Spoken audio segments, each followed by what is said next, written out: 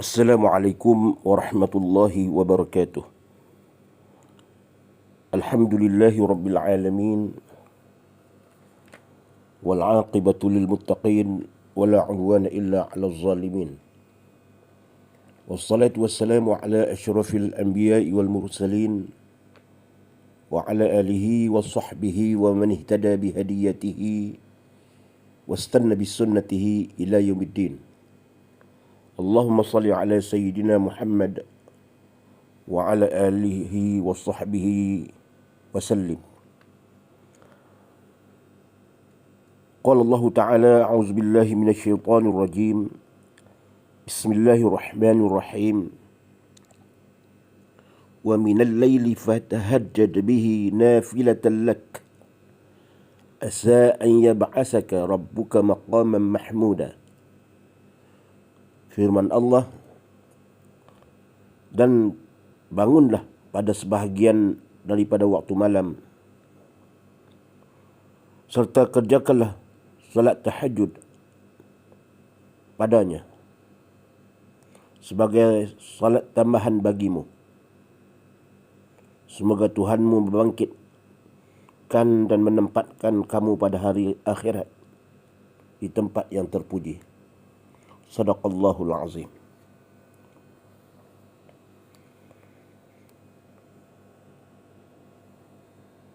Yang saya hormati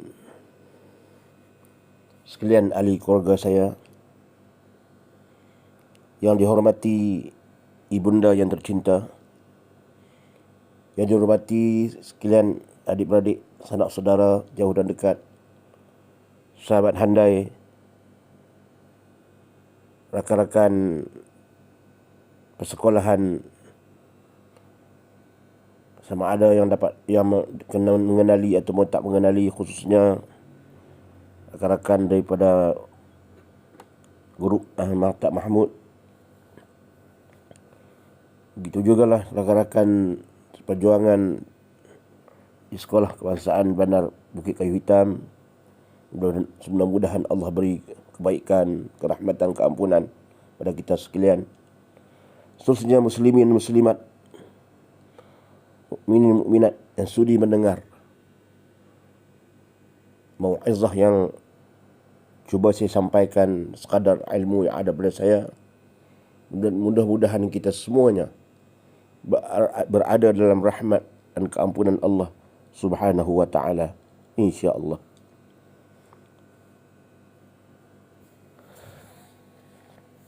Kita sekarang masih lagi berada dalam tahun baru, tahun baru Hijrah, awal Muharram. Hari ini 5 Muharram bersamaan 14 Ogos 2021. Sekejap saja masa berlalu. Sekejap saja masa berlalu, dah 5 hari dah. 5 Muharram dah. Itulah juga masa berlalu, umur kita pun berlalu. Mudah-mudahan amal kita pun ikut sama berlalu. Berlalu dengan kebaikan. Dia pergi membawa kebaikan kepada kita, insya-Allah.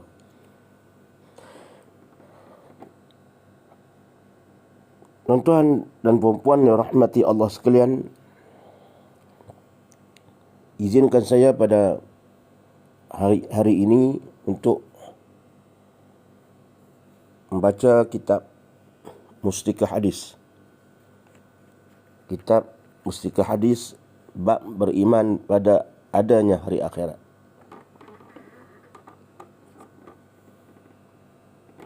Dan dalam kitab ini saya cuba mengambil hadis yang berkaitan dengan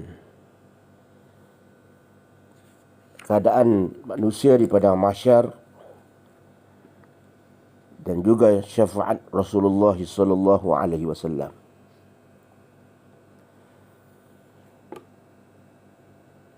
Hadis yang saya baca, saya cuba baca hadis yang pertama. An Ibn Abbas radhiyallahu anhuma anna Nabiy sallallahu alaihi wasallam qala ala wa ana habibullah wala fakhr wa ana hamilu liwa'il hamd yawm al-qiyamah wala fakhr wa ana awwalu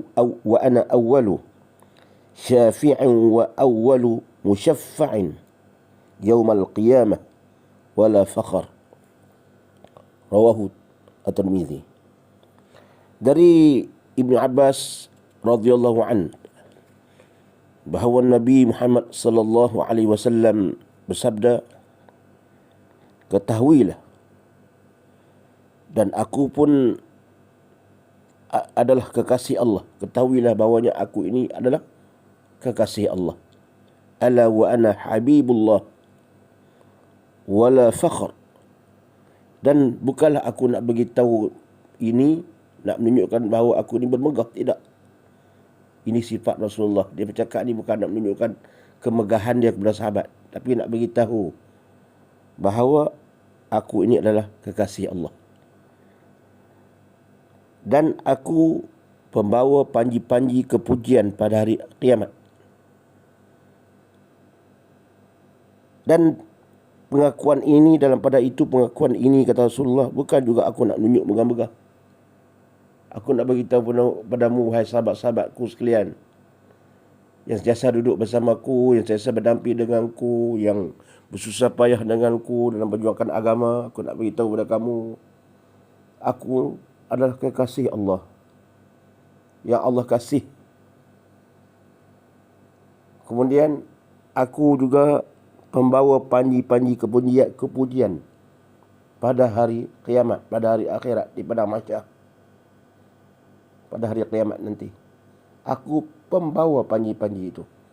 Dan aku nak beritahu, aku cakap ni bukanlah nak menunjukkan atas, aku nak bermegah-megah atas diriku pada kamu, pada siapa saja, umat-umat yang selepasku. Bukan. Seolah begitu. Dan akulah orang yang mula-mula mengemukakan syafaat. Wa ana awwalu syafi'in wa awwalu musyaffa'in yawmal qiyamah wala fakhr. Dan juga akulah mula-mula mengemukakan syafaat, juga yang mula-mula dikabulkan syafaatnya pada hari kiamat. Nak menunjukkan bahawa akulah orang yang dapat dapat mengemukakan syafaat, permohonan syafaat itu kepada Allah Azza wa Jalla, dan juga mula-mula dikabulkan syafaat itu, dan Allah mengabulkan syafaat itu adalah disebabkan oleh permintaanku. Dan aku bercakap pada hari kiamat nanti, Allah mengabulkan permintaanku. Dan pada itu apa yang aku cakap ini, pengakuanku ini kepada kamu, bukanlah untuk wala fakhr, bukan untuk bermegah-megah. Nabi dia bercakap ni, tengoklah, walaupun dia kekasih Allah, apa yang diminta kepada Allah ni Allah boleh tunaikan. Apa yang dimintakan kepada Allah ini Allah boleh tunaikan. Tapi dia masih lagi berlapik cakap dia. Dia kata bukanlah aku nak bermegah-megah. Mana sifat takbur sedikit habuk pun tak ada pada Rasulullah sallallahu alaihi wasallam. Sifat takbur, sifat ikhlas, banyak. Sifat ikhlas tu meliputi seluruh kehidupan Rasulullah, setiap pekerjaan Rasulullah sallallahu alaihi wasallam. Kemudian lawan berikhlas itu sifat takbur dan sebagainya tidak ada. Sifat takbur itu tak ada langsung dalam diri Rasulullah sallallahu alaihi wasallam, walaupun sedikit habuk. Diri Rasulullah dipenuhi dengan sifat ikhlas, sifat tawaduk, sifat benar, sifat kasih dia kepada sahabat-sahabat dia. Ini dia bagi tahu, ini makna nak bagi tahu supaya sahabat-sahabat dia, bahawa apa yang mereka, agama yang dianuti oleh mereka, agama Islam dibawa oleh Rasulullah SAW ini adalah agama yang sampai ke akhirat. Nak menguatkan lagi semangat sahabat-sahabat. Semangat mereka dah tinggi, tapi nak beritahu bahawa aku ini di akhirat nanti adalah antara Nabi yang Allah kasih. Nabi-Nabi lain pun Allah kasih, tapi aku ini adalah antara Nabi yang Allah kasih. Aku mula-mula yang mengemukakan syafaat. Muslimin muslimat yang dirahmati Allah sekalian, syafaat ini dia berasal daripada perkataan asy-syafa'. Asy-syafa' ni maknanya ganda, yang merupakan kata lawan bagi perkataan al-witr, ini tunggal. Syafa' ni asal perkataan dia dari perkataan asy-syafa', ganda. Lawan perkataan ganda itu tunggal, satu. Menjadikan bahawa syafaat ini dia boleh memberi, dia menggandakan, dia membahagikan satu contoh jadi dua, tiga menjadi empat dan sebagainya. Maka makna syafaat menurut pandangan agama Islam ialah sesuatu yang baik, meminta sesuatu yang baik kepada orang lain, di mana pada hari kiamat nanti Allah Subhanahu Wa Taala mengizinkan kepada orang yang dikehendaki di kalangan hamba-hambanya untuk memberi syafaat kepada orang-orang yang berdosa. Itu dikatakan syafaat. Kita mudah-mudahan dah, jika rajin kita bersalawat dan Nabi SAW, kita akan memperolehi syafaat Nabi SAW. Kita dapat bantuan Nabi SAW. Ini diangkat di antara makna syafaat, bantuan Nabi kepada umatnya. Muslimin muslimat yang rahmati Allah sekalian. Kemudian Rasulullah SAW pernah bersabda, diriwayatkan oleh Abu Hurairah, "Ya Rasulullah, man as'adun nasi syafa'atika yawmal qiyamah?" Qala Rasulullah sallallahu alaihi wasallam, "Laqad dhanantu ya Aba Hurairah alla yas'alani an hadzal hadits ahadun awwala mink lima ra'aitu min hirsika 'ala al-hadits. As'adun nas bi syafa'ati yawmal qiyamah man qala la ilaha illallah khalisan min qalbihi aw nafsih." Satu hadis daripada Abu Hurairah. Dia bertanya, "Wahai Rasulullah, siapakah orang yang paling berbahagia dengan syafaatmu di hari kiamat?"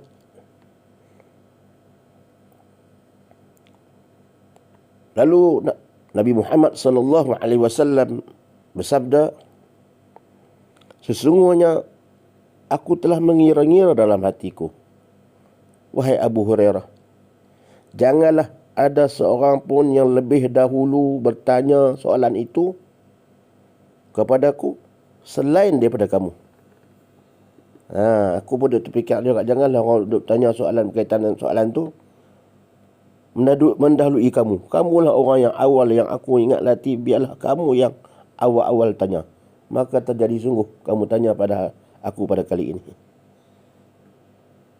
Karena aku melihat keinginanmu yang begitu tinggi untuk mendengarkan hadis. Lima ra'aitu min hirsika 'alal hadis.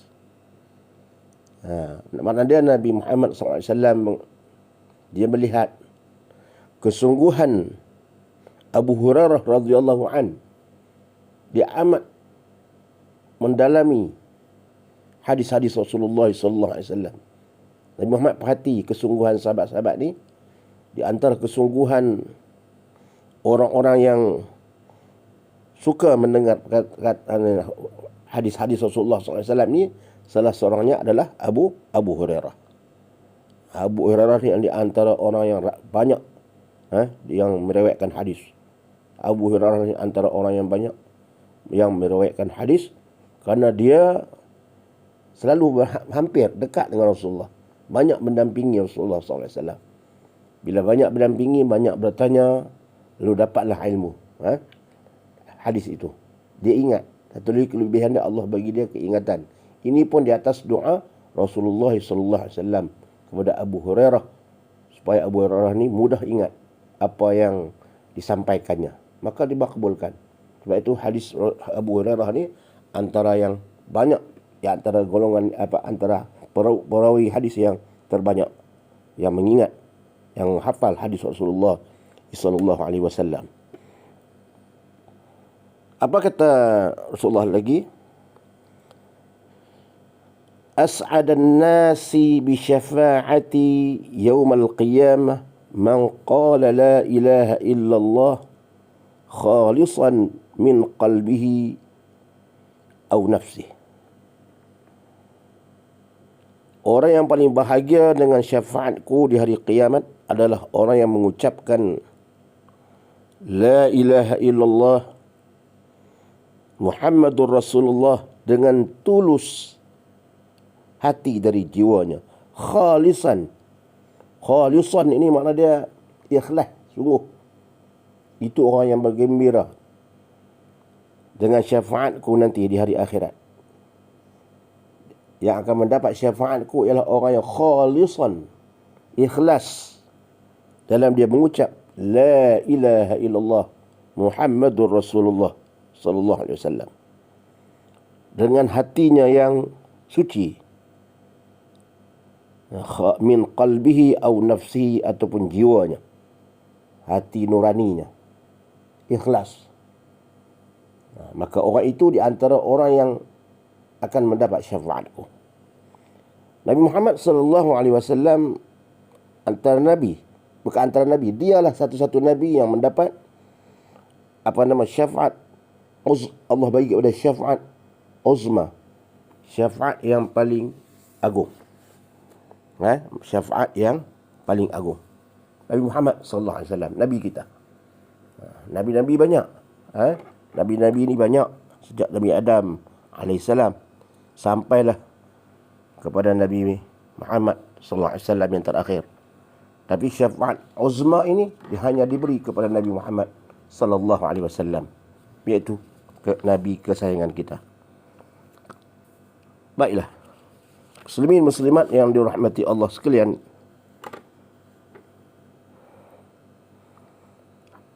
hadis yang lain عن ابن عمر رضي الله عنهما قال سمعت رسول الله صلى الله عليه وسلم يقول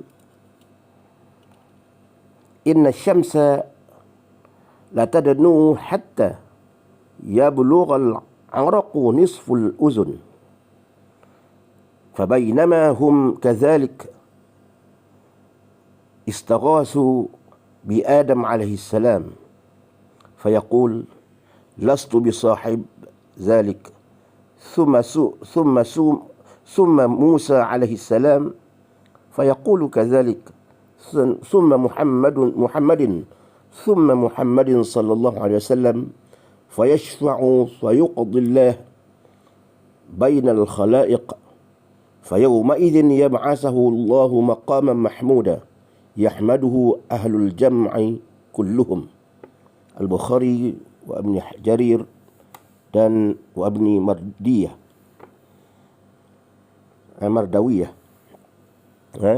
Al-Bukhari wa Ibnu Jarir wa Ibni Mardawiyah. Hadis dari Ibnu Umar radhiyallahu an, katanya aku ada mendengar Rasulullah sallallahu alaihi wasallam bersabda, sesungguhnya matahari akan dekat atas kepala manusia sehingga air peluh sampai ke separuh telinga. Hatta yablughal araqu nisful uzun, sampai separuh telinga. Nisful uzun, setengah telinga. Uzunun ni telinga. Nisfu tu separuh, setengah. Separuh telinga. Istaghasu bi Adam alaihi salam. Dalam keadaan itu, maka mereka minta pertolongan, bantuan Nabi Adam alaihi salam. Tak tahan dah ni. Keadaan ni pada mahsyar ni yang dalam keadaan yang macam tu. Keadaan manusia yang bermacam-macam. Bermacam-macam ragam. Bermacam-macam keadaan manusia. Sementara nak menunggu hari pembicaraan. Belum bicara lagi ni. Duduk menunggu. Hari menunggu. Tempat menunggu. Tapi dalam tempat menunggu itu macam-macam keadaan kedudukan manusia dah. Ada yang peluhnya sampai ke telinga dah. Allahu Akbar. Macam-macam lah. Ada yang Allah berjalan dalam bukan dengan keadaan tak boleh berjalan macam biasa dah. Merangkak-rangkak pun ada. Ada yang keadaan yang macam tak siuman pun ada. Sana ke sini, ke sana ke sini. Suma Musa AS fayaqul kazalik. Kemudian mereka minta pertolongan Nabi Musa. Nabi Musa menjawab yang demikian juga. Aku pun tak dapat nak bertolong. Kemudian mereka minta pertolongan sallallahu alaihi wasallam Nabi Muhammad SAW. Lalu Nabi Muhammad SAW mengemukakan syafaatnya. Setelah itu Allah Subhanahu wa taala membuka perbicaraan untuk menghakimi khalayak ramai. Maka pada waktu itulah Allah mengangkatnya Muhammad SAW ini ke martabat maqam mahmuda, iaitu maqam yang terpuji oleh semua makhluk yang ada di padang mahsyar. Ini hadis Rasulullah SAW. Kita wajib percaya.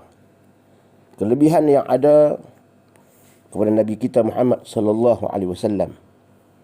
Semua nabi apabila duduk dalam keadaan yang dahsyat begitu, semua manusia semua meminta supaya dipercepatkan perbicaraan itu. Lalu mereka jumpa Nabi Adam, mereka jumpa nabi yang lain, tapi semua nabi-nabi yang lain tidak dapat. Nabi Musa pun tidak berani, tak boleh nak buat apa. Akhirnya last sekali mereka jumpa Nabi Muhammad sallallahu alaihi wasallam. Kemudian barulah berlaku perbicaraan itu. Allah menerima permintaan doa Rasulullah SAW supaya dibukakan perbicaraan itu, dimulakan perbicaraan itu. Inilah dipanggilkan syafaat uzma, syafaat yang tertinggi.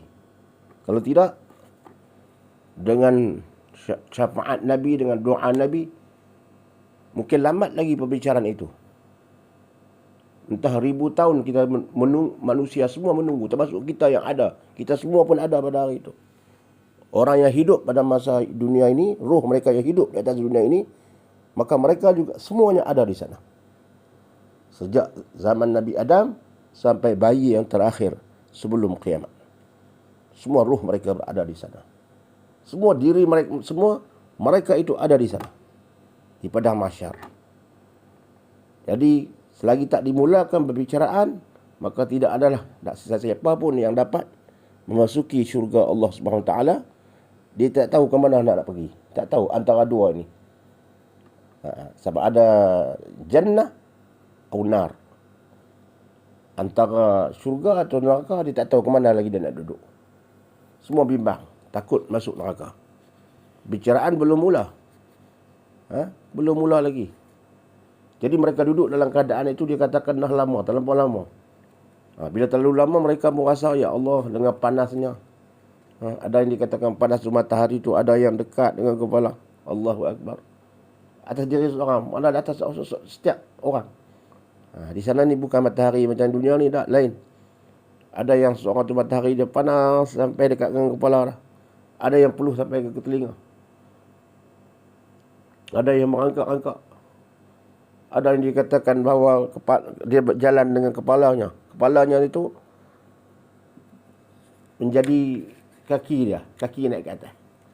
Sehingga pernah ditanya oleh sahabat, "Ya Rasulullah, macam mana kepala boleh berjalan ni? Jadi kaki?" Rasulullah kata, mudah bagi Allah.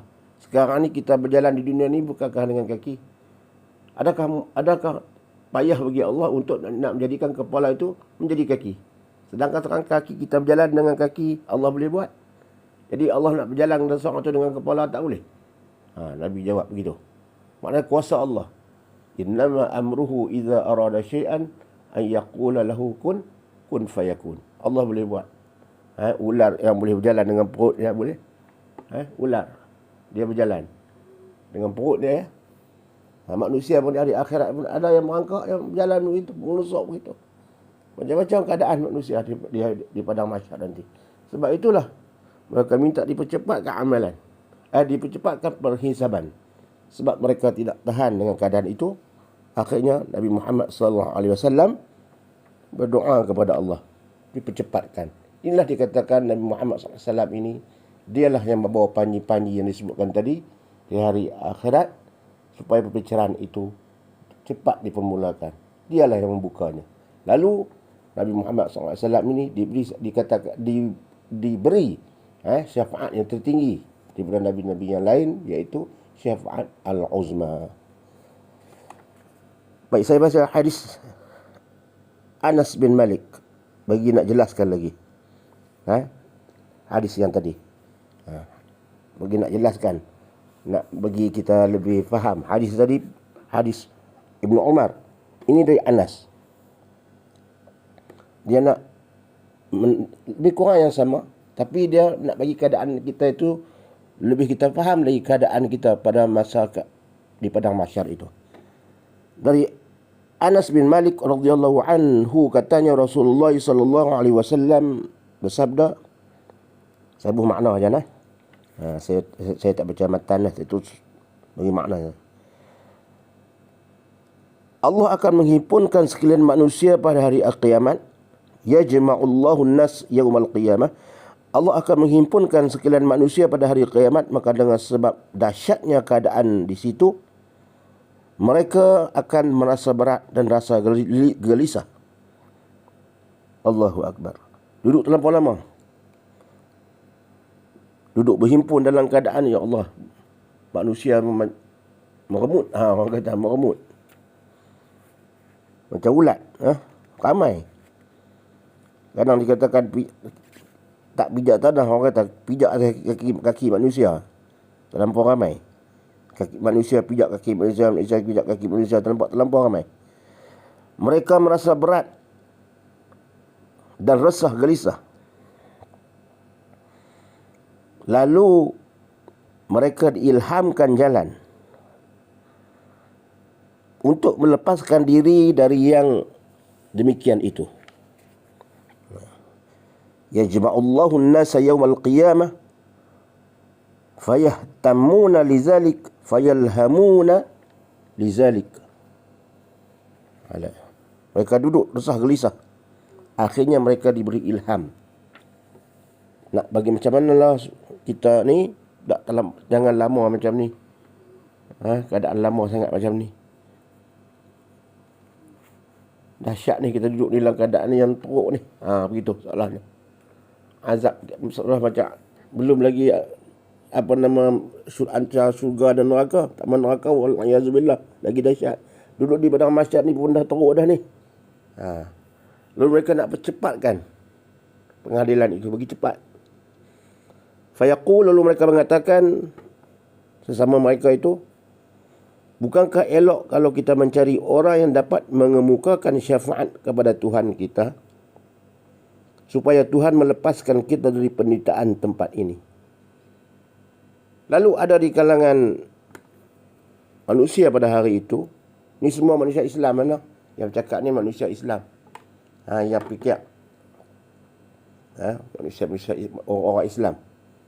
Yang fikir ke arah ni. Orang fikir ni dia tak fikir dah. Dia dunia ni pun dia tak fikir dah syurga neraka ni. Di sana dia hanya menunggu je lah balasan. Ini orang Islam. Bukankah elok kalau kita mencari orang yang dapat mengemukakan syafaat kepada Tuhan kita supaya Tuhan melepaskan kita dari penderitaan tempat ini. Lawis tashfa'na ala rabbina azza wa jalla hatta yurihana min makanina haza. Yang dapat melepaskan kita daripada penderitaan tempat ini. Nabi SAW bersabda, setelah itu mereka pun pergi menemui Nabi Adam AS. Nabi kata, fayatuna Adam AS fayaqulun anta abul khalq. Lalu manusia pergi, sebilangan manusia itu pergi jumpa Nabi Adam, berkata, engkau ialah bapa sekalian makhluk. Dia yang mula dijadikan. Kita kata tok nek kita lah. Tok nek kita, asal kita dari Adam. Kullukum min Adam. Adalah satu hadis. Minta maaf jika saya tersalah. Nabi kata, kullukum min Adam. Semua kamu, semua kita ni semua dari Adam. Kullukum min Adam. Semua kamu daripada Adam. Wa Adam min turab. Dan Adam itu daripada tanah. Di mana dialah yang mula sekali manusia yang pertama di atas muka bumi ini yang Allah jadikan. Lalu engkau, sebab tu dikatakan engkau bapa segala manusia. Orang yang pergi jumpa Nabi Adam ni, dia berkata, wahai Adam, engkau bapa segala manusia. Allah telah menciptakan kamu dengan kekuasaannya, dengan kun fayakun. Dan meniupkan padamu dari ruhnya. Apabila dijadikan Adam, bentuk Adam itu, malaikat mencari tanah. Itu panjang cerita lah. Allah memerintahkan malaikat sebelum jadikan Adam itu supaya pergi ke bumi. Malaikat pun turun daripada syurga itu, pergi ke bumi. Ni dunia ni. Pasal dulu ni, awal kejadian sebelum kejadian Adam. Mencari tanah. Dikatakan dalam hadis yang lain, bawa kepada aku 7 jenis tanah. Bukan tanah yang sama, 7 jenis. Maka malaikat mencarilah 7 tempat, 7 jenis tanah. Tempat-tempat yang berbeza lah. Macam mana, wallahu alam lah bentuk macam mana. Bentuk tanah tu 7 jenis. Engkau dan lalu apabila dijadikan bentuk itu, manusia itu, Adam itu, lalu Allah meniupkan rohnya dengan mengatakan, kun fayakun. Jadilah, maka jadilah. Hiduplah dia. Allah bila nak jadikan sesuatu disebut kun fayakun. Innama amruhu iza arada syai'an an yaqula lahu kun fayakun. Begitulah. Kemudian, dan meniupkan padamu dari ruhnya. Khalaqallahu biyadihi. Allah menciptakan kamu dengan kekuasaannya. Wa nafakha fika. Dan meniupkan padamu min ruhihi, daripada ruhnya. Wa amara al-malaikata fasajadu lak. Serta Allah memerintahkan malaikat sujud kepadamu, wahai Adam. Manusia yang pergi minta bantuan Adam ni, minta, ya Adam, kau ni makhluk yang pertama, Allah tiupkan ruhnya kepada kamu. Lalu Allah memerintahkan malaikat supaya sujud kepada kamu. Isfa' lana 'inda rabbika hatta yurihana min makanina hadza. Maka pada hari ini kami minta tolong padamu, minta bantu padamu. Kemukakanlah syafaat kepada Tuhanmu untuk kami melepaskan kami daripada penderitaan tempat ini. Tak tahan dah ni, wahai Nabi Adam. Tolongkah, bantulah. Bagi percepatkan, tak tahan dah kami. Pergilah jumpa Allah Subhanahu Wa Taala, wahai Adam. Tak percepatkan. Sebab engkau lah manusia yang pertama, mudah-mudahan Allah makbulkan permintaan kamu itu. Maka fayaqul, mendengar demikian itu Nabi Adam kata apa? Aku bukanlah orang yang berpangkat boleh menunaikan maksud kamu. Dan pada satu riwayat yang lain Nabi Adam mengatakan, aku bukanlah orang yang layak untuk itu. Aku tak layak. Aku tak layak nak mohon tu, aku tak berani ya. Aku tak berani. Dalam hadis lain mengatakan bahawa aku melihat pada hari ini Allah sifat dia lain. Dia sifat dia lain macam mana? Dia hari ini dia tegas. Hari perbicaraan ni dia tegas. Aku takut. Hari perbicaraan ni ketegasan Allah itu, sifat Allah itu aku tak, dengan keadaan ketegasan Allah itu aku marah. Aku takut. Aku takut. Aku tak berani. Aku bukan orang layak. Serta ia menyebut salah satu silap yang pernah dilakukan. Dan dia kata, aku pun dulu pernah silap. Aku dunia dulu pernah silap. Aku nak pergi jumpa dia dalam keadaan dia dalam sifat hari ini dengan tegasnya itu. Aku tak berani. Radang kata. Aku tak berani. Aku pun dulu silap dunia. Jadi aku malu nak jumpa. Silap Nabi Adam ni tak mana? Di dunia dulu. Ketika mana dia memakan buah khuldi. Buah khuldi ini, buah tu bukan nama buah khuldi. Allah sebut pokok saja. Ini saya terang sikit lah. Aku tulis sebut khuldi. Khuldi ini iblis yang bagi nama. Wala taqraba hadhihi syajarah. Allah sebut dalam Quran, wala taqraba hadhihi syajarah. Yang lain kamu nak makan, makanlah. Wahai Adam, selepas Allah menciptakan Adam dalam syurga, Allah kata dalam syurga ni macam-macam makanan ada. Macam-macam tumbuhan ada. Rezeki semua ada, makanlah. Tapi satu je, wala taqraba hadhihi syajarah. Jangan kamu hampiri pokok satu ni. Bukan pokok khuldi. Bukan khuldi tu iblis yang bagi nama. Khuldi ni makna dia kekal. Keabadian, dia abadi, dia kekal. Iblis kata, iblis dia pujuk, Allah nak uji jugalah tu Adam lah, nak uji Adam. Allah, pokok itu dia kata, kalau kamu makan, sebab apa Allah tak, kalau kamu makan kamu akan kekal. Khuld, kamu akan abadi, kekal. Sebab tu Allah tak bagi kamu makan, sebab tak mau bagi kamu kekal. Sebab tu Allah tak bagi kamu makan buah tu. Kalau kamu makan, kamu kekal. Kamu akan abadi duduk dalam keadaan yang tak akan, selama-lamanya kamu akan kekal. Itu dipanggil pokok khuldi.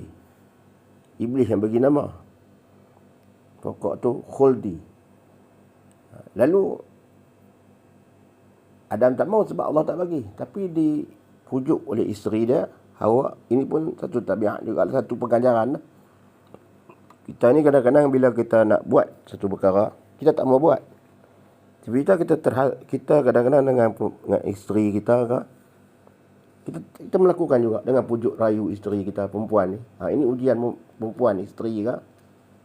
Benda yang kita tak mau buat pun apabila kadang-kadang pujukkan isteri ataupun perempuan, kita buat.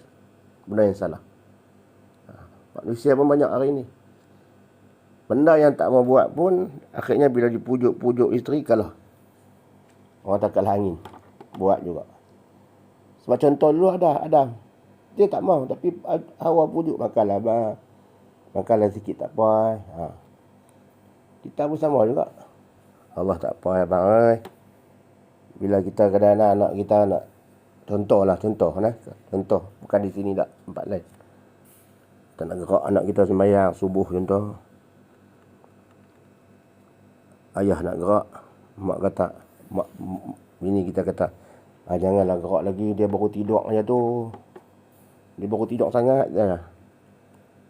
Baru tidur pukul 3 tadi, duk tengok. Dia duk tengok TV ke apa ke. Lepas tu dia letih tu, baru sudah tengok TV atau baca buku ke. Dia sudah baca buku, letih, dia baru dia tu tidur. Jangan duk gerak dia lah. Kesian kat dia. Kita nak gerak ni bila bini duk pujuk kata-kata gitu, kalah kita. Padahal wajib kena gerak. Letih ke tak letih kan subuh wajib. Tapi atas pujukan isteri tadi, kesian kat dia. Tengok tu. Letih lemah kita. Kalah dengan pujukan. Banyak lagi lah pujukan perempuan ni. Perempuan kalau dia pujuk, kalah kita. Orang kata serban pun boleh sengit. Muslimin musliman rahmati Allah sekalian. Kemudian apa kata Nabi Adam AS? Aku bukanlah orang yang layak untuk itu. Maka ia menyebut salah silap yang pernah lakukan. Dengan sebab itu ia merasa malu kepada Tuhannya. Tetapi dia berkata, Nabi Adam berkata, Lakinit Nuhan awal rasulin ya ba'asahu Allah Ta'ala. Nabi Adam kata, pergilah kamu menemui Nabi Nuh,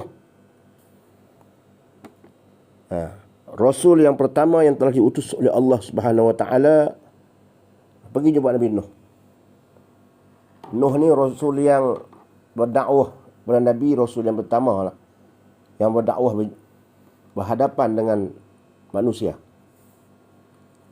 Antara Rasul utusan yang pertama yang berhadapan dengan manusia untuk berdakwah ini.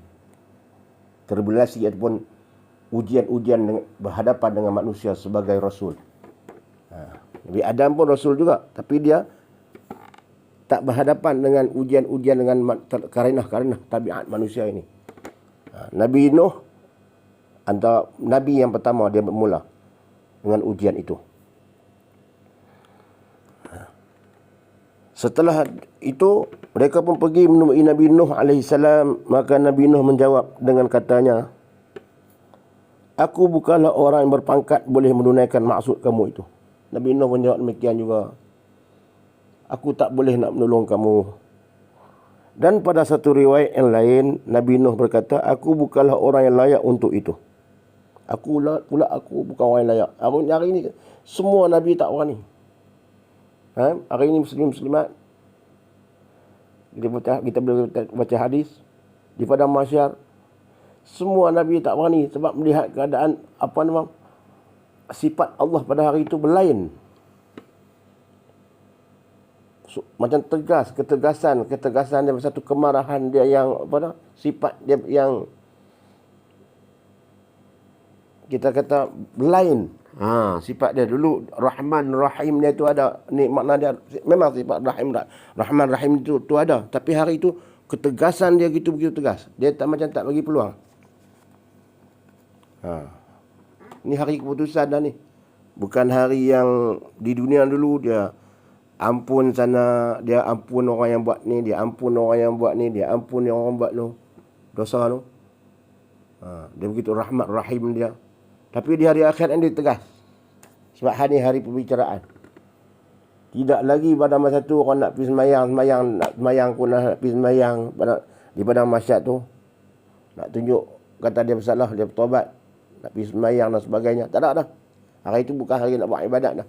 Nak tunggu pembicaraan. Hari itu pun Allah, sifat dia pun tegas. Penghakiman. Bila penghakiman ni makna ketegasan tu Allah itu. Allah nak tunjukkan ketegasan dia. Sebab hari pengadilan. Aku beri dah peluang pada kamu. Semasa kamu hidup di dunia dulu. Dengan rahmat dan rahimku. Aku bagi peluang untuk kamu beribadah. Kamu salah sikit pun aku minta, aku ampunkan. Kamu salah banyak pun aku ampunkan. Kecuali jangan syirik kepada aku saja. Aku ampun. Jika kamu bertaubat, aku ampun. Allah bagi peluang begitu luas, begitu banyak sekali pada manusia semasa di dunia. Pada hari akhirat Allah tidak ada bagi peluang apa dah. Malah begitu tegas. Ini diibaratkan macam penghakiman, bilik penghakiman. Di dunia ni kita kata kalau bilik hakim tu, hakim tegas. Tak kira siapakah Perdana Menteri kah, contohlah, Perdana Menteri kah, hang pernah kerja menteri kah, hang pernah kerja orang yang besar kah, hakim dia tegas. Dia tak pandang darjat dah pada masa itu. Dia tak pandang darjat.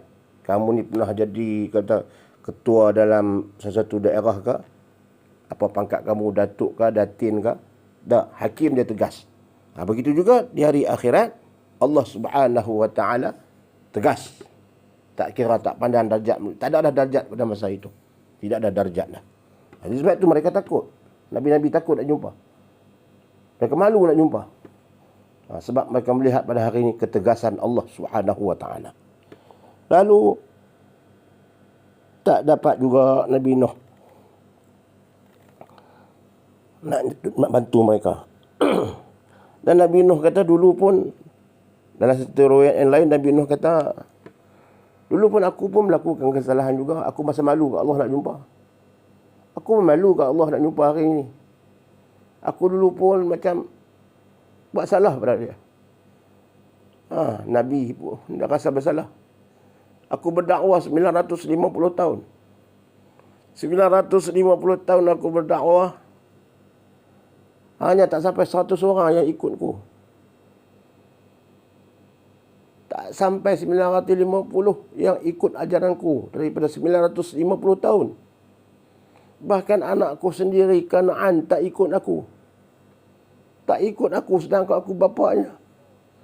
Aku malu kepada Allah SWT nak jumpa. Sifat Nabi ni, sifat dia pemalu. Dia sifat ni, dia Allahu Akbar. Dia sifat Nabi ni. Mereka dengan warak, dengan malu mereka itu.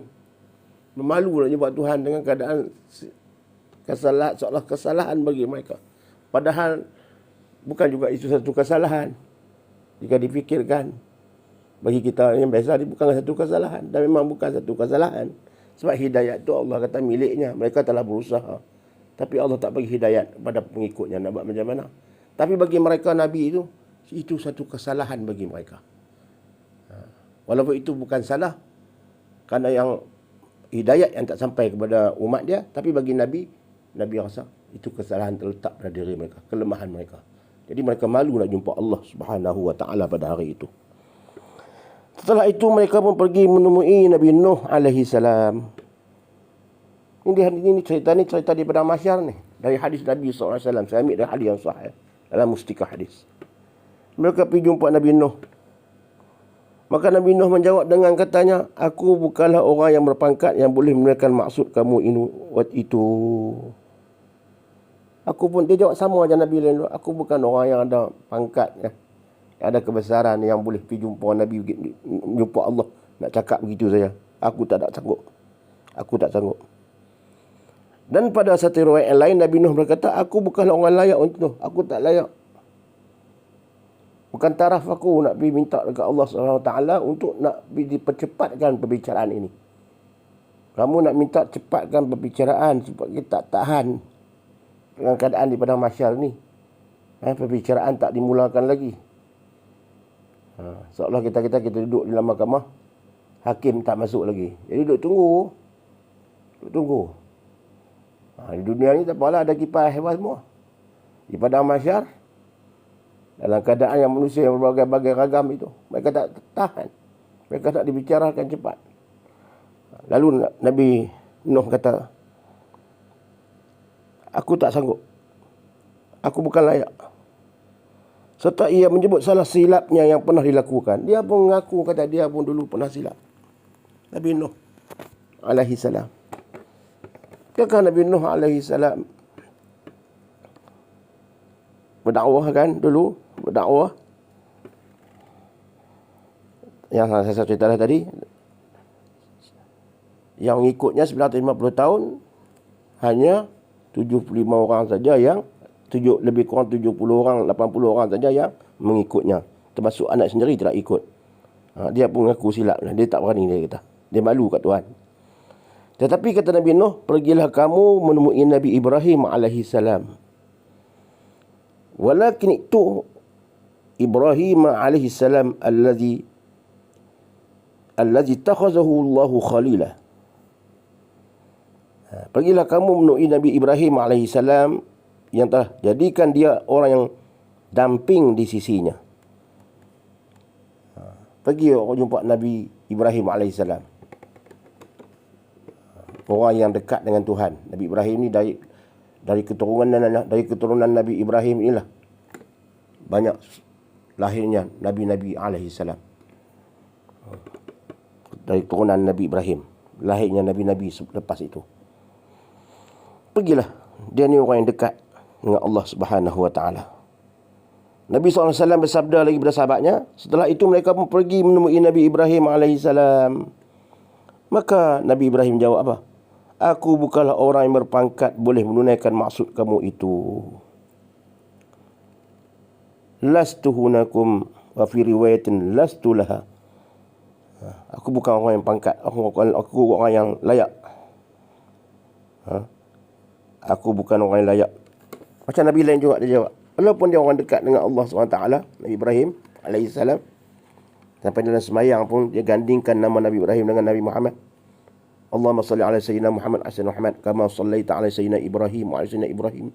Dalam semayang ni kita gandingkan dua Nabi. Mana? Muhammad dan Ibrahim. Sampai begitu sekali kelebihan Nabi Ibrahim AS. Tapi dia pun tak berani nak jumpa. Aku bukanlah orang yang berpangkat dan boleh menemui Allah. Aku tak berani. Aku tak layak. Serta ia menyebut salah silap yang pernah lakukan dengan sebab ia merasa malu kepada Tuhannya. Dia pun sebut salah silap dia. Dia pun menyebut. Dia pun rasa macam ada silap. Nabi Ibrahim. Apa kesilapannya dunia dulu? Jika tidak silap saya dalam satu kitab, dia mengatakan antara silap-silapnya itu, yang dia rasa silap, ialah dia tidak mampu untuk mengislamkan ayahnya sendiri, Azar. Bahkan ayahnya sendiri itu adalah tukang buat berhala. Dia rasa malu. Ayah dia sendiri pun tak boleh nak ikut dia. Macam dia rasa malu lah kepada Tuhan. Padahal macam saya kata tadi, sebenarnya tidak menjadi kesalahan. Sebab Allah kata,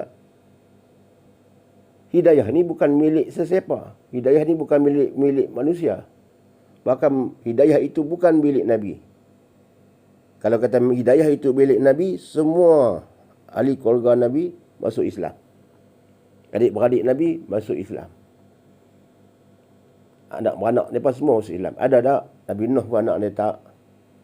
Nabi Ibrahim pun ayah dia Azar tak. Nabi Muhammad SAW pun Abu Jahal tu pun keluarga dia juga tu. Abu Jahal, Abu Lahab semua tu keluarga dia. Ada kaitan keluarga juga. Tak masuk Islam. Tak ada hidayat. Nabi Muhammad tak mampu beri hidayat. Abu Talib sendiri bila meninggal, Nabi Muhammad menangis. Kerana orang yang melindunginya daripada ancaman musuh, orang yang menjaganya, orang yang meliharanya, orang yang melindunginya daripada gangguan penduduk musyrikin, tapi apabila meninggal tidak mendapat hidayah. Tak mengucap, suruh mengucap dia tak mau nak mengucap. Tak mau nak mengucap. Sehingga dia menangis sebab jasanya banyak tapi dia mati dalam keadaan tak Islam.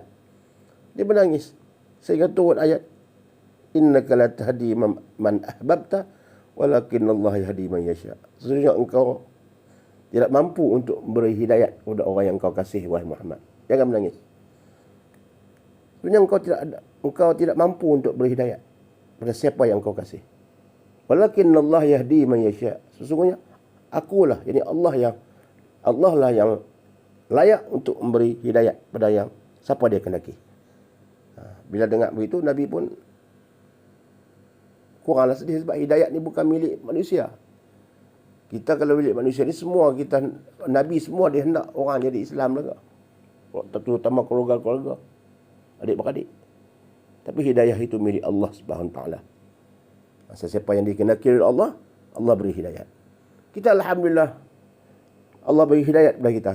Apa? Islam. Jagalah hidayat ini, petunjuk ini. Bukan senang nak dapat hidayat. Dalam kita ada hidayat Islam ini pun kita kena jaga lagi hidayat kita ini, petunjuk ini. Itu mengikut ajaran Nabi SAW. Hidayat agama dah dapat. Tetapi hidayat amalan-amalan yang baik itu perlu kita buat, lakukan.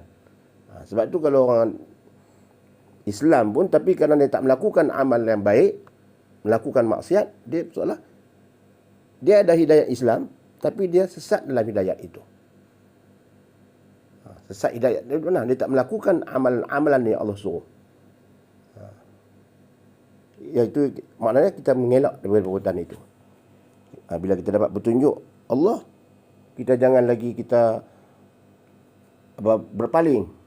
Hati kita lakukan apa yang Allah suruh.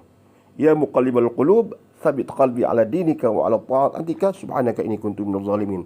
Wahai Tuhan yang membalik-balikkan hati, yang membolak-balikkan hati, thabit qalbi ala dinik, tetapkanlah hatiku, thabit qalbi ala hatiku atas agamamu, atas ajaranmu.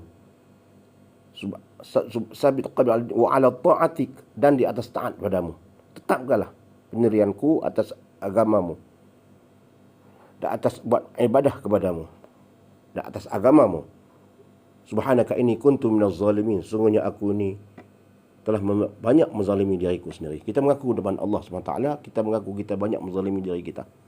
Walaupun kita ada hidayat agama dah, tapi kadang-kadang hidayat yang lain, kadang-kadang kita tak gunakan peluang hidayat itu. Kadang-kadang hidayat itu tak dapat daripada orang lain, kita dapat.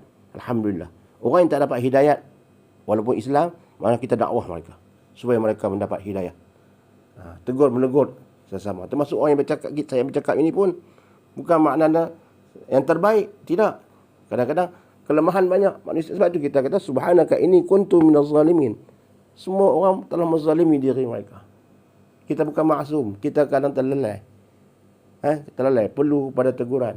Sebab tu kita perlu kepada ilmu, mendengar kuliah-kuliah ilmu agama, supaya dia dapat mencairkan hati kita yang keras dan dapat muhasabahkan diri kita. Kita sendiri dapat muhasabah bila mendengar tu. Dia melembutkan hati kita. Jika kita tak mendengar, lebih kurang dikatakan oleh ulama 40 hari lebih, hati kita akan jadi keras sikit.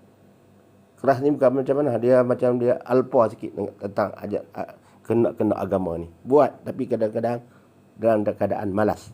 Seolah begitu. Buat dalam keadaan yang malas. Buat kerana macam terpaksa. Buat bukan dalam keadaan dia lazat buat. Tak, dia rasa macam terpaksa sebab Tuhan suruh buat. Sebab apa? Sebab hidayah Allah itu dia semakin malak sebab tak diasuh. Nak asuh dia, nak lembutkan dia itu, kita banyak dengar benar-benar ilmu agama, baca-baca Quran, zikir, lembutkan hati. Ala bi zikrillahi tatma'innul qulub, yang menenangkan hati. Bila menenangkan hati ni, bila dekat dengan agama ni, insya-Allah bila dengar saja perkara-perkara yang baik, hati dia seronok. Bila ada benda kebaikan tu, cepat-cepat dia nak bantu. Kalau ada dia kemampuan, nak bantu segi kesusahan orang, nak melepaskan masalah orang. Kalau dia mampu nak selesaikan masalah segi kewangan orang ada orang susah, dia bantu dengan duit. Dia tak boleh tengok anak-anak murid dia, kalau guru dia tengok anak susah lapar, cepat-cepat dia akan keluarkan duit. Hati dia dah jinak, lembut. Dia orang kata orang yang lembut hati ni, orang sebut apa, sensitif. Tengok benda tu dia tak tergamak tengok. Itu hati yang lembut. Hati yang kanan ni tengok dia sedih. Dia sedih begitu je lah, dia tengok, habis habis. Hati yang lembut ni dia akan menyelesaikan masalah itu. Masalah yang dia mampu dia selesai, dia akan selesai. Ni hati. Sebab tu kita kena jaga setiap hati kita. Bukan maknanya saya bercakap ni orang terbaik, tidak. Saya orang yang lemah. Saya mengaku diri saya yang lemah. Itu cuma kita nak mencari, kita nak mencari kekuatan dalam diri kita. Sama-sama, kita semua manusia sama saja. Tidak ada beza di antara kita. Kemudian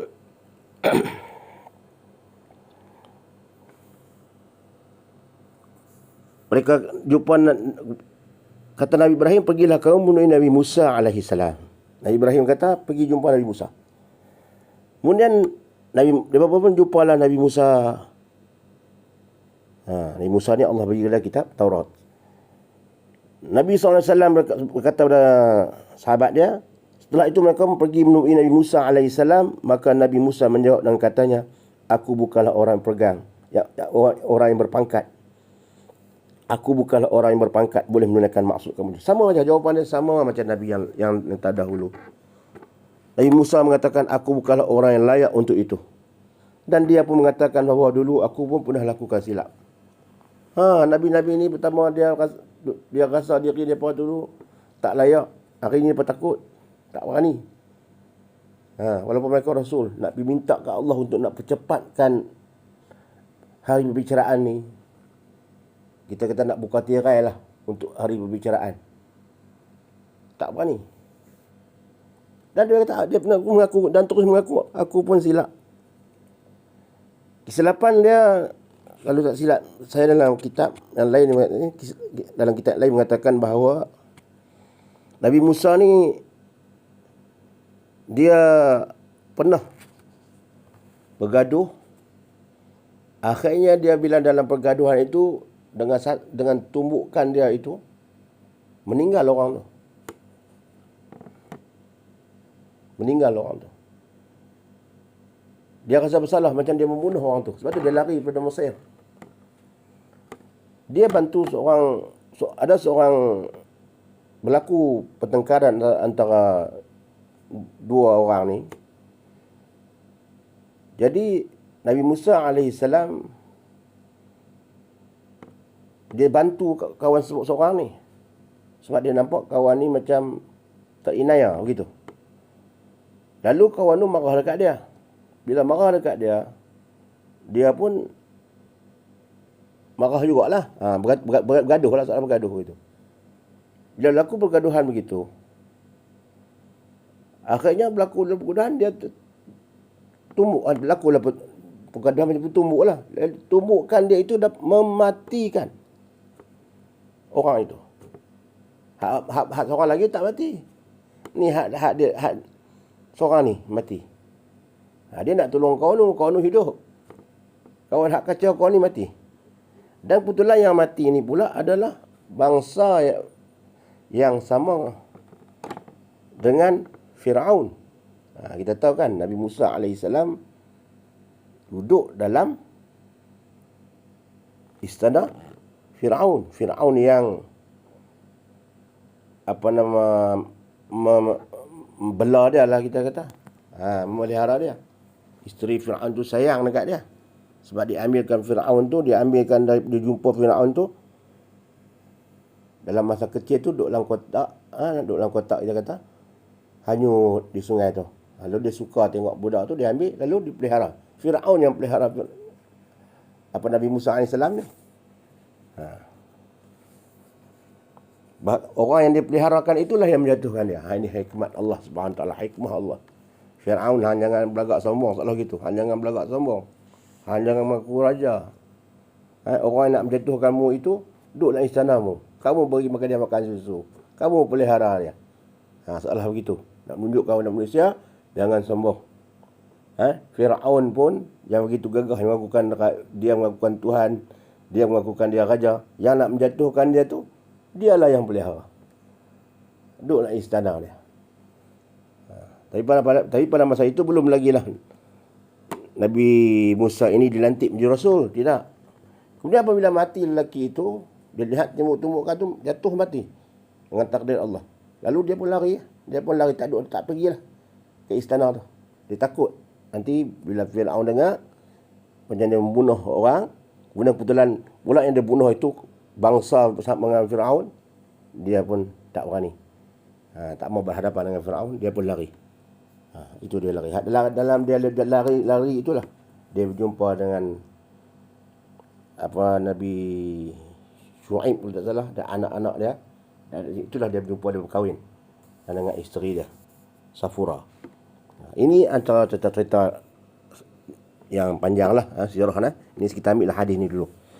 Kemudian dia pun tak berani. Dia kata, sebab aku dulu pun pernah melakukan kesalahan. Sebab aku membunuh orang. Padahal bukan dia bunuh. Dia tumbuk tu bukan sengaja dia nak bunuh, nak tumbuk saja. Tapi mati. Lalu dia menyebut salah silap yang pernah lakukan dahulu. Dia malu. Tapi Nabi Musa kata lagi, pergilah kamu menemui Nabi Isa alaihi salam, Ruhullah. dan kalimahnya. Fayatuna Isa ruhallahi wa kalimatuhu fayaqul, pergilah kamu menemui Nabi Isa alaihissalam, ruhullah. Nabi SAW bersabda setelah itu mereka pergi menemui Nabi Isa. Maka Nabi Isa menjawab apa? Aku bukanlah orang yang berpangkat yang boleh menunaikan maksud kamu itu. Nabi Musa pun menjawab, Nabi Isa menjawab, aku pun orang bukan pangkat. Tak layak. Pangkat ni maknanya bukan orang yang ada kedudukan yang taraf sampai aku boleh pergi jumpa Allah, minta izin dekat Allah nak mulakan perbicaraan ini. Bukan. Aku tak layak. Dan satu riwayat lagi, riwayat yang lain pula mengatakan, aku bukanlah orang yang layak untuk itu. Bahkan dia pun dalam hadis yang lain-lain mengatakan, dia pun rasa bersalah dekat Allah Subhanahu Wa Taala. Aku malu kat Allah Taala. Aku nak jumpa dia, aku malu orang ni. Sebab apa? Selepas kematian dia, selepas kewafatan dia, dia dipuja oleh orang. Dia dipuja oleh orang sebagai anak Tuhan, dan ada yang mengaku macam-macam. Musa ni, Nabi Isa ni dipuja macam-macam. Sehingga dikatakan sebagai anak Tuhan. Aku malu. Padahal Tuhan tidak ada anak. Tapi manusia memuja. Menyeleweng dari ajaran agama yang sebenar. Sampai memuja aku pula. Macam aku rasa bersalah. Padahal aku Rasul Tuhan. Tapi mereka memuja aku. Macam agama yang hari inilah, yang mengakukan Nabi Isa itu anak Tuhan. Jadi Nabi Isa alaihissalam tak berani nak jumpa. Malu. Takut. Macam-macam semua ada. Ini sifat Nabi. Sifat Nabi dia lain dari sifat kita. Mereka tawaduk. Mereka tak berani. Lepas itu, Rasulullah SAW bersabda dekat kawannya, dekat sahabatnya, setelah itu mereka pun datang menemuiku. Akhirnya mereka pun datang menemui Nabi Muhammad SAW. Ini Nabi cerita kat sahabat ni. Ini hadis. Hadis dalam Nabi cerita pada sahabat-sahabat. Lalu mereka datang menemuiku pada hari akhirat. Aku pun memohon izin menghadap Tuhanku. Aku memohon. Nabi tak tolak. Nabi tak katalah pergi jumpa Nabi Nuh, tak. Nabi kata, aku pun memohon izin menghadap Tuhanku. Aku minta izin kepada dia, aku nak pergi menghadap Allah Subhanahu Wa Taala. Lalu diizinkan. Lalu dia kata apa? Pergilah wahai Muhammad.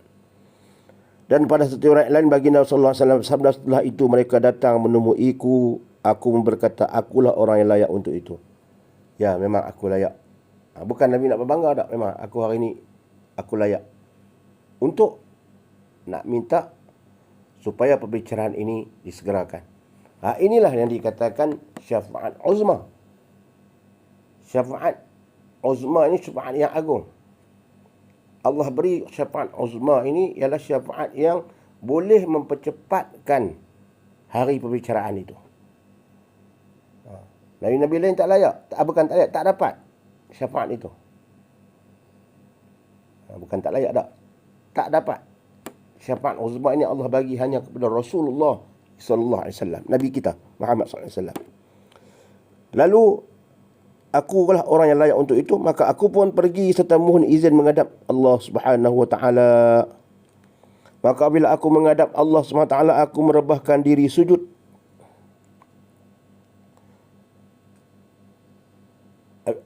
Nabi Muhammad sallallahu alaihi wasallam sujud kepada Allah Subhanahu Wa Taala. Dibiarkan Allah itu sujud seberapa lama yang Allah kehendaki. Dia sujud tu lama.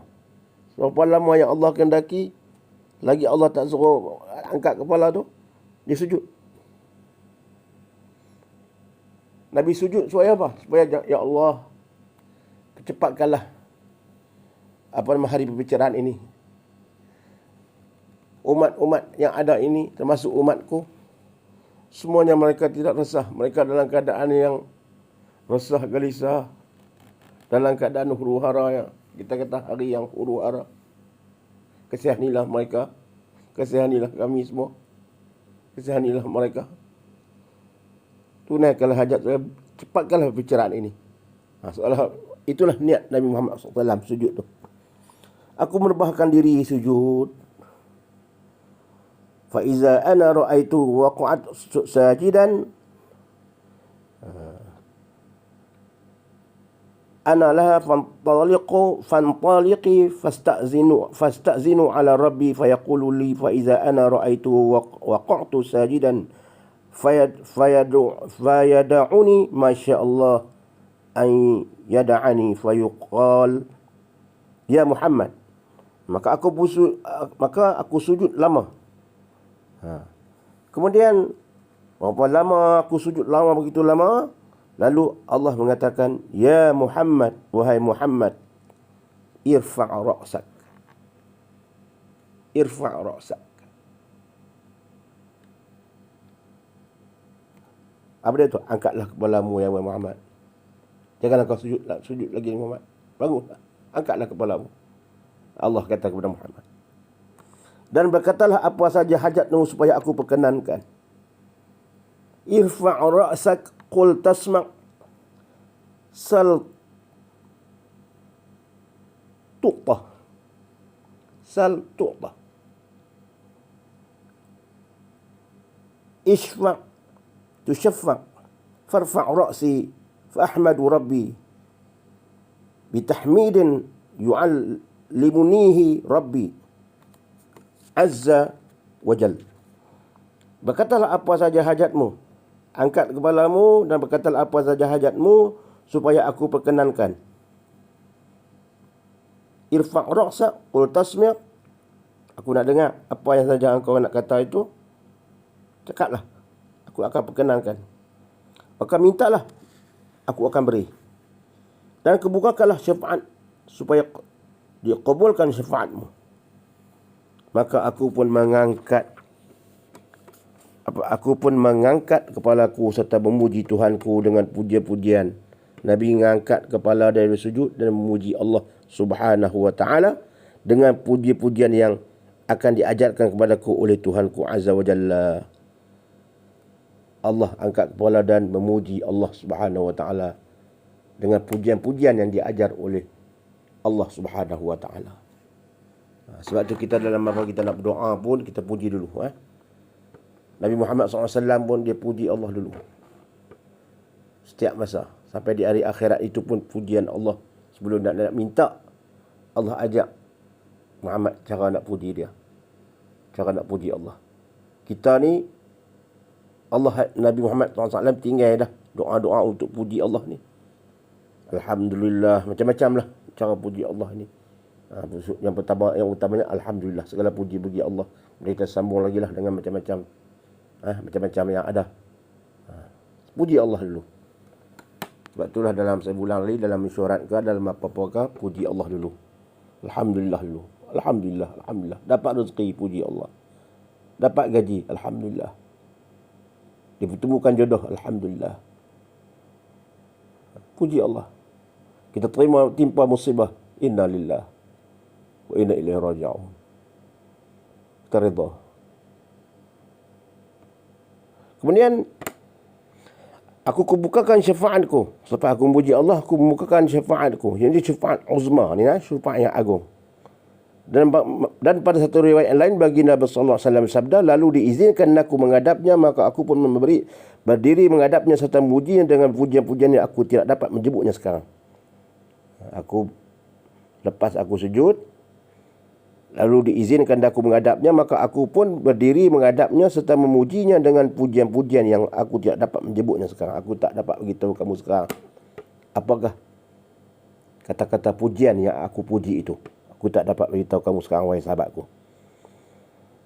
Yang Allah akan mengilhamkannya padaku.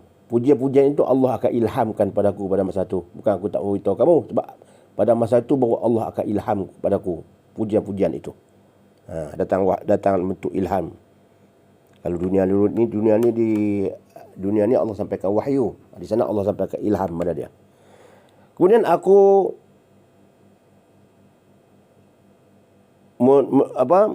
meminta, wahai Muhammad, angkat kepalamu di sujud. Daripada sujud tu, aku pun tak menyebut sekarang, yang Allah akan mengilham kepada aku. Kemudian aku menemuskan muka aku sujud kepadanya hingga aku diseru. Ni hadis yang riwayat yang lain ni. Lepas dia puji-puji Allah, dia pun sujud sehingga Allah kata, angkatlah kepalamu, wahai Muhammad, dan mintalah apa saja aku berkenankan. Kebukakanlah syafaat uzma yang aku berikan kepada kamu. Ya, hanya aku berikan kepada kamu. Aku kabulkan syafaatmu. Maka aku pun merayu dengan berkata, wahai Tuhanku, ya Rabbi Azza wa Jal, ummati, ummati. Fayaqulu ya Rabbi ummati, ummati. Wahai Tuhanku, kasihanilah umatku, kasihanilah umatku. Nabi angkat kepala, terus mengatakan, ya Rabbi ummati, ummati. Kasihanilah umatku, kasihanilah umatku. Dan pada satu riwayat yang lain, Nabi berkata, maka aku mengangkat kepalaku serta memohon dengan berkata, wahai Tuhanku, segerakanlah apalah juga kiranya perbicaraan mengenai khalayak yang ramai ini. Wahai Tuhanku, mohonlah segerakanlah hari perbicaraan ini. Di khalayak yang ramai banyak sangat ni, ya Allah. Ya Allah, kasihanilah mereka dan kasihanilah kami semua. Nak menunggu hari perbicaraan ni dalam keadaan yang macam-macam ni. Macam-macam. Sampai puluh yang kata sampai ke telinga pada dah. Masya Allah. Tabarakallah. Tak tahu kita tak dapat nak bayang keadaan itu. Kita tak merasainya lagi. Ya, kita tak merasainya lagi. Tak duduk dalam tempat tu lagi. Tapi kita boleh terbayang dah hari itu. Kita boleh terbayang dah. Bahkan orang-orang yang soleh, orang-orang yang Allahumma salli ala sayyidina Muhammad. Orang yang bukan peringkat kita lah. No, bukan peringkat kita. Bukan peringkat kita. Saya pun tak letak peringkat saya. Baca saya. Cerita saja. Taraf kita ni, ya Allah, jauh. Orang, kalangan orang yang soleh, bila teringat dengan saat yang macam itu, menangis air mata mereka. Menangis. Ada setengah sahabat-sahabat bila sampai kena ayat tentang neraka, bila baca ayat Quran, bila sampai tentang neraka, ada sahabat yang pingsan. Azab neraka tu dalam Quran tu betul makna. Bila sampai tentang azab neraka tu, Allah menceritakan dalam Quran tu azab neraka, mereka pingsan bila baca ayat tu. Kita kalau boleh sampai menangis pun, Allahu Akbar, hebatlah ilmu kita. Bila kita baca ayat-ayat Quran, bila sebut tentang azab Allah, boleh keluar air mata kita. Makna dan keimanan kita dalam hati kita itu mendebarlah, kuatlah, kuat. Alhamdulillah lah boleh dapat tu. Kita berdoa lah mudah-mudahan kita boleh dapat. Kita lihat imam Mekah, kadang-kadang kita tengok dia menangis. Bila sampai tak ayat dan cerita tentang apa nama neraka, menangis mereka sebab. Mereka sebab tu sebab apa? Ayat tu ada kaitan dengan neraka dan azab Allah Subhanahu Wa Taala. Dan banyak di kalangan orang-orang kita pun ada. Ada, bukan kata lah, tapi kita tak tahulah kan. Tak tahu sebab kita, tapi ada. Di mana-mana pun ada. Orang baca Quran bila sampai tentang neraka tu, dia sebab. Yang sama ada dia tak faham bahasa Arab, tapi dia tengok tafsiran pun dia sebab. Yang faham bahasa Arab lagi lah kan. Dia baca dia sekaligus ya. Makna tu dia pergi sekali dengan baca sekaligus dengan makna dia pergi. Kita yang tak tahu makna ni, kita baca dulu baru tengok makna. Tengok makna pun sebab melihatkan cerita tentang azab neraka. Sahabat dulu pingsan. Imam-imam yang saya sebutkan tadi menangis. Kita pun kalau boleh menangis, ya Allah, keluar air mata setitik dua pun, ya Allah. Hati tu orang kata hidup. Maknanya segar lah. Hati yang segar lah. Dia merasai keadaan itu walaupun dia tak duduk dalam keadaan suasana itu lagi, tapi dia dah merasakan.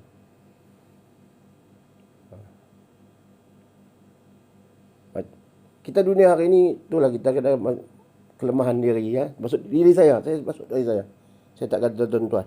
Saya tuju pada diri saya. Kadang-kadang kita bila melihat gambar Hindustan, padahal lakonan. Banyak Hindustan ni meminat kan. Saya kecil-kecil dulu pun minat juga.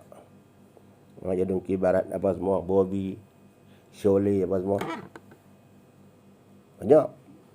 Pada zaman dulu. Kan, kita besarlah manusia kita ni, masa zaman muda kita. Tak ingat lagi zaman tu. Jadung Kibarat, Sholay, Roti Kepada Aur Makan, Qurbani, macam-macam Hindustan dulu. Ada filem yang sedih. Macam filem Bobby tu kan. Sedih. Kita masuklah. Hari ni pun bila orang tengok Hindustan tu kadang-kadang keluar air mata. Teriak. Keluar air mata. Walaupun itu hanya lakonan. Bila tengok menangis tu, tengok filem apa? Tengok mana Hindustan. Teriak.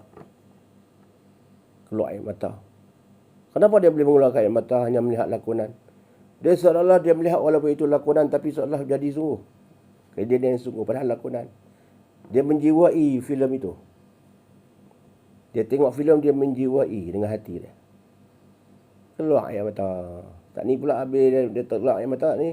Tengok orang Hindustan dia menyanyi pula. Lagu 2-3 lagu. Sampai satu lagu dia sampai tiga pasang baju. Hilang pergi teriak tu. Saat ni tengok teriak pula. Dia kosyok dengan lagu tu. Jadi kita dengan Quran ni, kalau kita boleh kosyok macam tu, oh hebat. Baca Quran sampai tanah neraka kosyok. Sampai tanah syurga seronok. Allah sebutkan dalam Quran tu. Apa dalam Quran tu Allah Akbar. Allah sediakan dalam syurga itu apa? Wa masakin at-tayyibatan fi jannati 'adn. Allah sediakan innal ladzina amanu wa 'amilus salihati lahum jannatun. Innal ladzina amanu wa 'amilus salihat. Saya ambil awal Allahumma salli ala sayyidina Muhammad. Innal ladzina kafaru min ahlil kitabi wal musyrikin innal ladzina kafaru min ahlil kitabi wal musyrikin fi nari jahannam khalidina fiha ulaika hum syarrul bariyah kalau tak silap orang innal ladzina kafaru min ahlil kitabi wal musyrikin fi nari jahannam khalidina fiha ulaika hum syarrul bariyah innal ladzina amanu wa 'amilus salihati ulaika hum khairul bariyah. Orang yang ahli kitab yang menyeleweng dari ajaran mereka itu, wal musyrikin, orang musyrikin, fi nari jahannam, dalam neraka jahannam, khalidina fiha, kekal dalamnya, ulaika hum syarrul bariyah. Dan demikian itu, tempat itu adalah seburuk-buruk tempat kembali. Kalau salah saya minta maaf sebab saya tak ada Quran depan saya ni nak rujuk. Betul? Innal ladzina amanu wa 'amilus salihati ulaika hum khairul bariyah. Innal ladzina amanu berbeza dengan orang yang beramal soleh. Innal ladzina amanu wa 'amilus salihat, orang beriman dan beramal soleh. Ulaika hum khairul bariyah. Bagi mereka itu khairul bariyah, sebaik tempat kembali. Bagi orang yang beriman dan beramal soleh. Jazaohum 'inda rabbihim jannatu 'adnin tajri min tahtiha al-anhar khalidina fiha abada. Khairul bariyah. Jazaohum 'inda rabbihim jannatu 'adnin tajri min tahtiha al-anhar khalidina fiha ulaika hum yang demikian itu Allah di sisi balasan bagi mereka itu, jazaohum 'inda rabbihim jannatu 'adnin, syurga adnin tajri min tahtihal anhar, yang di dalamnya mengalir sungai-sungai, tajri min tahtihal anhar khalidina fiha abada. Mereka kekal di dalamnya buat selama-lamanya. Radhiyallahu anhum wa radu'an. Allah redha kepada mereka. Mereka redha kepada Allah dan Allah redha kepada mereka. Radhiyallahu an radhiyallahu anhu wardu'an. Zalika liman khasyiya rabbah. Yang demikian itu, syurga itu Allah nak bagi kepada liman khasyiya rabbah. Bagi sesiapa yang khasyiya rabbah, yang takut kepada Tuhan mereka. Takut pada Tuhan ni maknanya mendekatkan diri kepada Allah. Bukan makna takut ni kita jauhkan diri daripada Allah. Kita kalau takut pada manusia, kita jauhkan diri daripada manusia. Kalau kita takut pada haiwan, kita menjauhkan diri daripada haiwan itu. Kerana dia membahayakan kita. Macam singa, harimau, ular, kita jauh. Tapi takut kepada Allah, kita mendekatkan diri kepada Allah. Jangan kita takut kepada Allah, kita jauh daripada Allah. Itu salah. Takut kepada Allah, kita mendekatkan diri kepada Allah. Itu dikatakan taqwa kepada Allah Subhanahu wa ta'ala. Maka Allah Subhanahu wa Nabi Muhammad SAW pun dia sujud, Allah suruh bangun kepala, mintalah apa yang dia nak minta. Akhirnya Nabi bangun dan beritahu, ya Rabbi, ummati. Akhirnya Allah pun tunailah hajat Nabi SAW.